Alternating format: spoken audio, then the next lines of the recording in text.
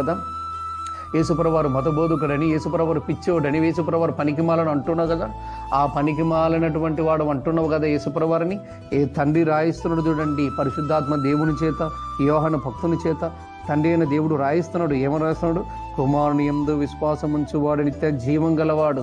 తర్వాత కుమారునికి విధేయుడు కానివాడు జీవము చూడడు కానీ దేవుడి ఉగ్రత అనక తండ్రి ఉగ్రత వాని మీద నిలిచి ఉన్నది. దేవుని కోపం వాని మీద నిలిచి ఉంటుందంట. కుమారునికి విధేయత చూపవా?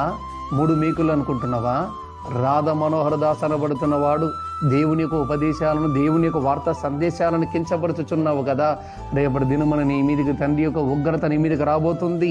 ఎందుకంటే దేవుడు నిన్ను చంపలేక కాదు, దేవుడు తలుచుకున్నాడంటే చంపటానికి 1 నిమిషం చాలు. కానీ దేవుడు ఎందుకు నిన్ను చంపటం లేదు, ఎందుకు నీ మీద ఉగ్రత చూపించడం లేదనుకుంటున్నావా? నీవు ఏదో ఒక దినము మారు మనసు పొందుతామని. ఎక్కడ? రాధ మనోహర దాస్ అనబడుతున్న వాడు అసలు